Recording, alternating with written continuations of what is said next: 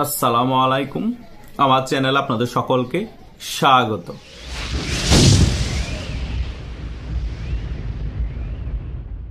গত 7-8 দিন আগে আমি একটি লাইভ করেছিলাম। সেখানে আমি বলেছিলাম বাংলাদেশের ডিজিএফআই এর প্রধান ভারত সফরে যাচ্ছে। তখন অনেকেই আমাকে কটূক্তি করেছিলেন, উল্টাপাল্টা কমেন্ট করে হাস্যরস করেছিলেন। কিন্তু গতকালকেই কিন্তু একটা নিউজ সারা বাংলাদেশে তোলপাড় সৃষ্টি করেছে। ডিজিএফআই এর প্রধান ভারত সফরে গিয়েছেন, সেখানে ভারতের গুরুত্বপূর্ণ ব্যক্তিবর্গের সাথে বৈঠক করবেন এবং সেই বৈঠকে থাকবে national security advisor Ajit Doval ভারতের, এবং রয়ের ঊর্ধ্বতন কর্মকর্তা যারা আছে তারাও থাকবেন। এখন কথা হচ্ছে, হঠাৎ করে ডিজিএফআই এর প্রধান ভারত সফরে কেন গেলেন? তার মেইন রিজন হচ্ছে বাংলাদেশের সাথে এবং ভারতের সাথে গোয়েন্দাদের যে একটা দূরত্ব সৃষ্টি হয়ে গিয়েছিল, সেটাকে আবার ঠিক করার চেষ্টা করছে এখন নতুন যে ডিজিএফআই প্রধান এসেছে তিনি। কারণ ভারতের সাথে এখন অনেক ভালো একটা সম্পর্ক করতে যাচ্ছে এই বিএনপি সরকার। কিন্তু ভারত কি আওয়ামী লীগের সাথে যে এরকম সম্পর্ক ছিল, এই বিএনপি সরকারের সাথে সেই রকম ভালো সম্পর্ক করে ফেলবে? আমার ব্যক্তিগত অভিমত, না, করবে না। তার মেইন রিজন হচ্ছে এই বিএনপি, এই সরকারটা হচ্ছে সম্পূর্ণরূপে আমেরিকার সমর্থিত সরকার। কেন বলছি? কারণ গতকালকে একটা নিউজ দেখেছি, বিএনপি সরকার রাশিয়া থেকে তেল কিনতে চাচ্ছে, কিন্তু আমেরিকার অনুমতি নিচ্ছে। আমার কথা হচ্ছে, একটা স্বাধীন দেশ আরেকটা দেশ থেকে তেল কিনবে, সেটার জন্য আমেরিকার অনুমতি কেন লাগবে? তার মানে আমেরিকা এই বিএনপি সরকারকে সম্পূর্ণরূপে ব্যাক করছে পিছের থেকে, এবং যে সেনাবাহিনীটা আছে তাদেরকেও পাকিস্তান মডেলে এই বিএনপি সরকারকে সমর্থন দিতে অনেক আগে থেকেই প্রেশার ক্রিয়েট করে রেখেছে এই আমেরিকা।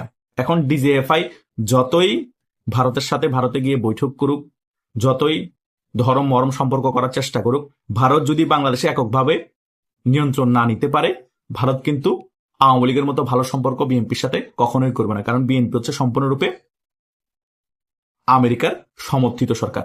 আরেকটি সবচেয়ে গুরুত্বপূর্ণ বিষয় হচ্ছে, ভারত হয়তো বা এখন বিএনপি সরকার ডিজেল চাচ্ছে, ভারত ডিজেল দিচ্ছে, আগামীতে গরু কোরবানে চাইলে গরুও পাঠাবে, ভারত সকল কিছুই করবে। কিন্তু ভারত এখন গোয়েন্দা সংস্থাদের সাথে বৈঠক বসছে, কিছুদিন আগে পররাষ্ট্র মন্ত্রীর সাথে বৈঠক বসেছে বাংলাদেশের, এবং এই তারেক জিয়াকেও বাংলাদেশ থেকে ভারতে আসার একটা অনুরোধ করেছে চিঠি দিয়ে, যাতে ভারত সফরে আসে তারেক জিয়া।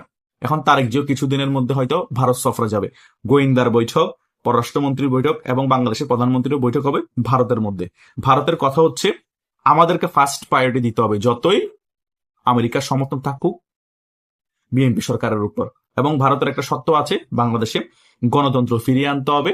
গণতন্ত্র ফিরিয়ে আনার জন্য বাংলাদেশ আওয়ামী লীগের উপর যে কার্যক্রমের যে নিষেধাজ্ঞা দেওয়া হয়েছে সেটাও তুলে নিতে হবে, এবং বাংলাদেশ আওয়ামী লীগকে বাংলাদেশের রাজনীতিতে আবার রাজনীতি করতে দিতে হবে।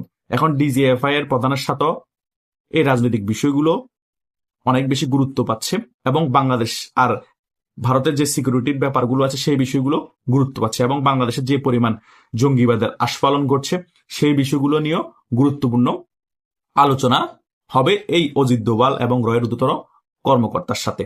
এমনি এমনি হঠাৎ করে ডিজিএফআই প্রধান ভারতে যাচ্ছে না। আমি আপনাদেরকে আগেই বলেছি, ভারত ছাড়া বাংলাদেশের যে সরকার আসবে না কেন তারা অচল।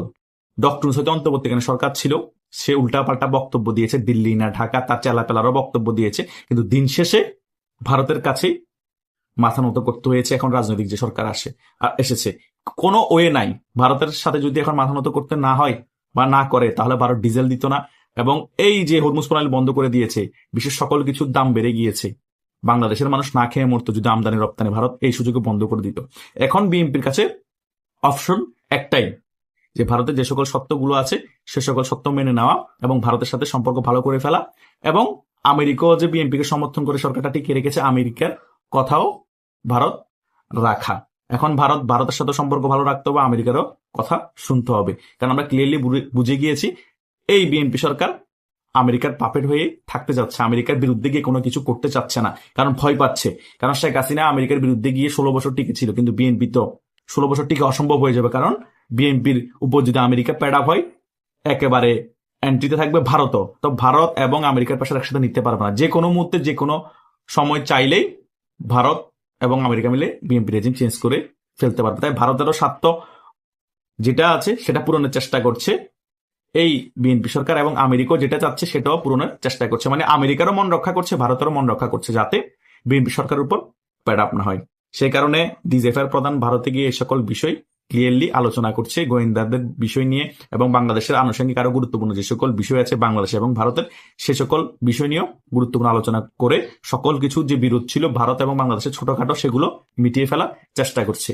পররাষ্ট্রমন্ত্রী গিয়ে সেগুলো মিটিয়ে ফেলার চেষ্টা করেছে, ডিজিএফআই প্রধান গিয়ে সেগুলো মিটিয়ে ফেলার চেষ্টা করছে। মোটামুটি মিটে যাওয়ার অবস্থায় আছে। শেষ ফাইনাল ডিসিশনটা হবে যখন তারেক জিয়া ভারত সফরে যাবে, মোদী এবং তারেক জিয়ার বৈঠক হবে। কারণ মোদী তো চিঠির মাধ্যমে সিস্টেমে অভিনন্দনও জানিয়েছে এবং ভারত সফরের আসার জন্য আমন্ত্রণও করেছিল এই তারেক জিয়াকে। সো তারেক জিয়া যাওয়ার পরে যে সকল বিষয়ে এখন ডিজিএফআই প্রধান, পররাষ্ট্রমন্ত্রীর সাথে ভারতের যে ঊর্ধ্বতন কর্মকর্তা যারা আছে তাদের সাথে আলোচনা হয়েছে, সকল বিষয় একেবারে ফাইনাল একটা ডিসিশনে চলে আসবে। সেই কারণে এখন বিভিন্ন টকশোতে দেখতে পান না আওয়ামী লীগ ফিরে আসবে বাংলাদেশের প্রয়োজনে, বিভিন্ন যারা টকশোতে যায় তারা এই সকল বিষয় বলে। মাসুদ কামাল বলেন, বিএনপি নারী নেত্রীরা বলেন, বিএনপির অনেক নেতাও বলা শুরু করে দিয়েছে যে আওয়ামী লীগ আবার ফিরে আসলে আবার আগের মতো দুইটা পার্টের রাজনীতি হবে, যে আওয়ামী লীগ, অ্যান্টি আওয়ামী লীগ এবং জামাত শিবির আবার বিএনপি লুঙ্গির তলে চলে যাবে, বাংলাদেশে একটি রাজনৈতিক ব্যালেন্স আসবে। সেই কারণে আমি আপনাদেরকে বলেছি না যে ঈদের পরে বাংলাদেশের রাজনৈতিক অনেক সমীকরণ চেঞ্জ হয়ে যাবে, সেই লক্ষ্যে কাজ করছে বিএনপি। হয়তোবা বিএনপি আওয়ামী লীগকে এখনো দমন নিপীড়ন করছে, এখনো আওয়ামী লীগের অনেক কর্মীদেরকে মপ করা হচ্ছে, বিএনপির স্বরাষ্ট্রমন্ত্রী এখনো বলছে বিচ্ছিন্ন ঘটনা, অনেক কিছুই করছে, কিন্তু ঈদের পরে আর সুযোগ নেই। কেন সুযোগ নেই? কারণ বিএনপি ভিতরে ভিতরে অনেক প্রেসার আছে।